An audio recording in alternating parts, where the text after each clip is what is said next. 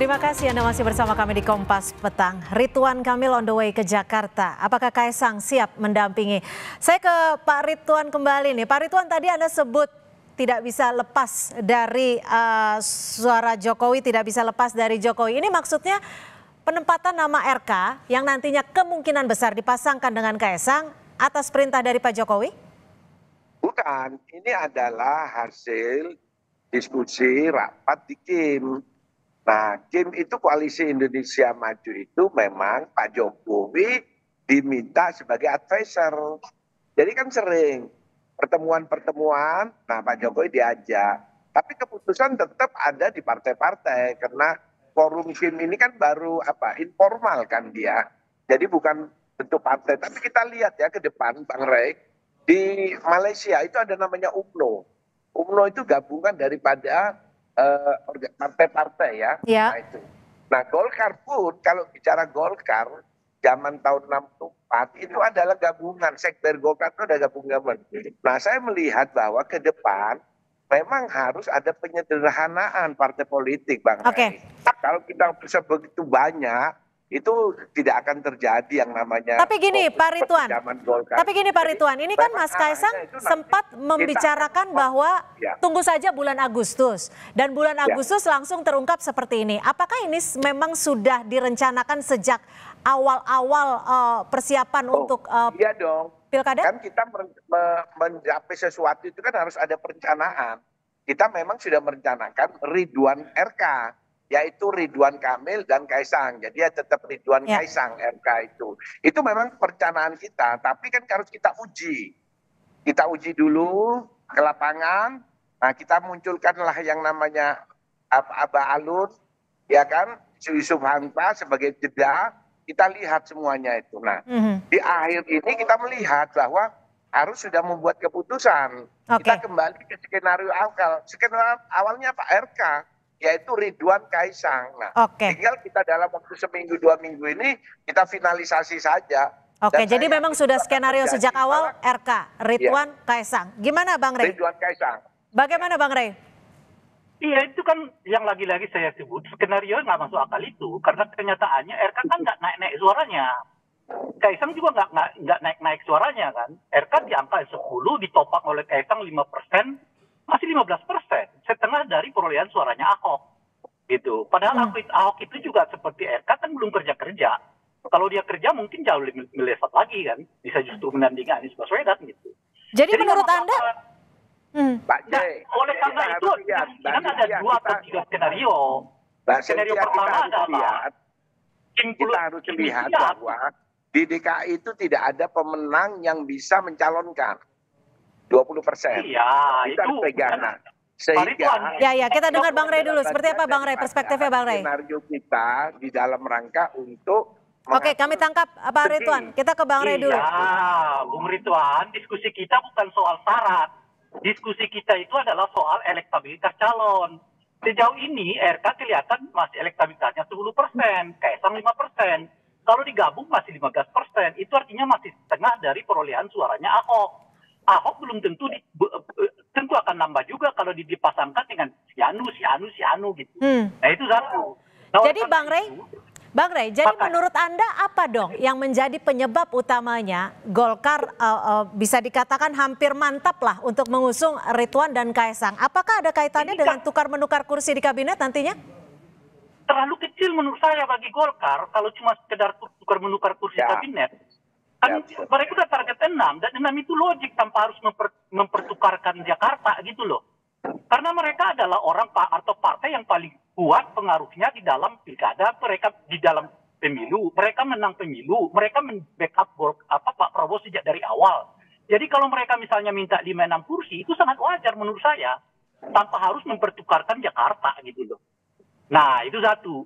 Dan karena kemudian bukan hanya Jakarta yang hilang, potensial hilang, Jawa Barat hilang sudah jelas kan, Jawa Timur hilang, Jawa Tengah hilang, Banten juga mungkin bisa hilang gitu. Jadi 5 daerah di Jawa strategis di Jawa itu justru bisa kehilangan disebabkan pertukaran yang seperti ini. Dan cara berpikirnya menurut saya sih sederhana.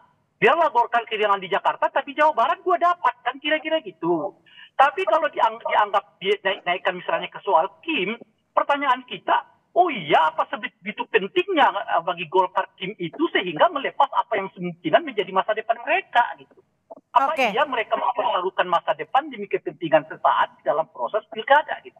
Nah, oleh karena hitungan-hitungan ini gak masuk menurut saya, ada hitungan di luar hitungan yang rasional ini yang orang Golkar yang tahu itu yang pertama.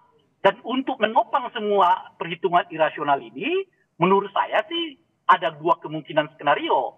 Skenario pertama adalah memborong semua partai di Jakarta, sisakan satu atau dua partai tetap ada lawan gitu kira-kira ya. Dan dengan cara kemungkinan akan menang. Sebab kalau enggak dengan dua pasangan atau tiga pasangan, ya matematikanya ya Ridwan sama Kaisang itu ya kalah gitu loh kira-kira kan. Nah itu yang pertama. Atau yang kedua adalah menjegal yang paling kuat dalam hal ini adalah Anies Baswedan. Jadi Anies Baswedan bagaimanapun dikecualikan. Ya kalau PDI mau mendorong orang, mungkin mereka akan dorong Ahok dengan siapa, bergabung sama siapa. Sebab kalau RK Ahok kelihatan masih memiliki elektabilitas yang dekat gitu loh.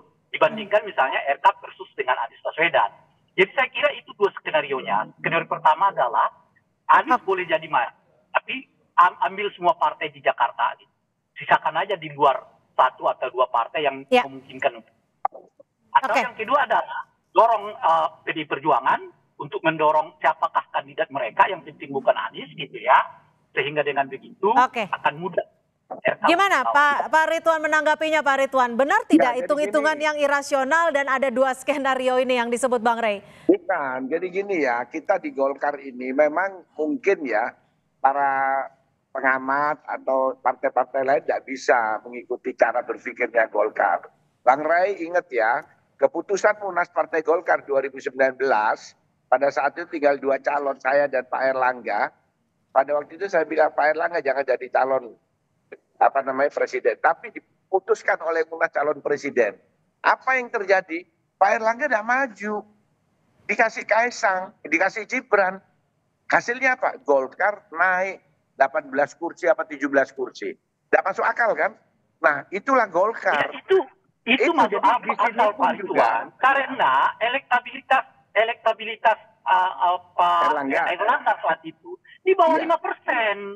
Jadi gimana calon wakil presiden yang namanya Kaisang, namanya Gibran tidak ada. Nah kita sekarang melihat ini itu karena Gibran yang masuk. Coba kalau Indonesia Maju, jadi kita tidak melihat lagi kalau bukan Gibran yang masuk saat itu, apakah Erlangga dan Golkar mau terima calon wakilnya Pak Prabowo itu bukan Erlangga? Seandainya bukan Gibran loh yang masuk. Bukan, memang kita sudah menskenario Gibrannya. Itu ada terliliti kita melihat ada siapa ya? Erick Thohir juga adalah. Oke, kami tangkap artinya Golkar punya hitung-hitungan sendiri yang sudah masuk meskipun hingga saat ini menurut Bang Rey nama dari Kaisang itu belum naiklah elektabilitasnya. Nah, Bang Rey, kalau Anda melihatnya ini jadi skenario yang dugaan Anda hitung-hitungan ini apa yang menjadi penyebabnya? Apakah betul ada hitung-hitungan tukar-menukar kursi kabinet atau memang ini arahan dari Pak Jokowi? Gini, maksud saya, kalaupun ada tukar-menukar kursi kabinet, itu nggak sebanding dengan pengorbanan Golkar, itu maksud saya. Sebab mereka mungkin dapat 1 tambahan kursi dari yang mereka inginkan. Kan mereka dulu saat itu mengatakan minta 6. Katakanlah mereka dapat 7 gitu ya. Tapi kan 7 juga susah. Kalau kemudian Nasdem masuk, ya PKS masuk, PKB masuk. Ya susah juga bagi Golkar itu dapat 7 juga gitu kan. Sebab akan berbagi dengan partai politik yang lain. Tapi pengorbanan ini mengorbankan satu. Golkar bisa kehilangan pengaruh di Jawa Barat. Golkar bisa pengaruh di Jawa Tengah. Bisa kehilangan di Jawa Timur. Dan punya potensi kehilangan di Jakarta kalau menang. Ya, kalau nggak menang bagaimana? Dan yang terakhir itu adalah punya potensi kehilangan di Banten. Karena di Banten itu Gerindra sama Golkar yang sistematis gitu ya. Hadapan gitu. Jadi maksud saya, oh iya apa Golkar mau menukar kemungkinan mereka hilang pengaruhnya. Baik, kami tangkap. Terakhir singkat, Pak Ridwan, kapan ini akan ada pengumuman resmi untuk mengusung Ridwan Kamil dan juga Kaisang Pangarep untuk Pilgub Jakarta? Ya saya kira setelah 17 Agustus ya, jadi sekitar tanggal 20 ke atas, itu insya Allah Kim sudah teken semua itu. Jadi dengan nama RK, jadi RK dan untuk Jakarta, karena kita bicara Jakarta. Termasuk untuk Jawa Barat, kan Jawa Barat baru statement, belum rekomendasi, termasuk Banten, Jawa Tengah. Kalau Jawa Timur sudah. Tapi Jawa Timur juga saya lihat ada perubahan apa tidak, nanti kita lihat. Baik. Alias Pak Ridwan, skenario ini bisa mungkin akan batal jika ada dua hal yang terjadi. Baik. Pertama, Ridwan Kamilnya sendiri mengatakan tidak mau ke Jakarta. Baik, kita sudah tangkap Bang Rey. PDI dan PKS bersekutu di Jakarta untuk melawan koalisi besar ini. Gitu. Baik, kita lihat nanti aliran politiknya akan seperti apa dan kita tunggu pernyataan resmi dari Partai Golkar terkait dengan RK Ridwan Kamil Kaesang Pangarep maju Pilgub Jakarta. Terima kasih Pak Ridwan Hisyam, anggota Dewan Pakar Partai Golkar, dan juga Bang Rey Rangkuti, Direktur Eksekutif Lingkar Madani, sudah berbagi perspektif di Kompas Petang. Selamat sore.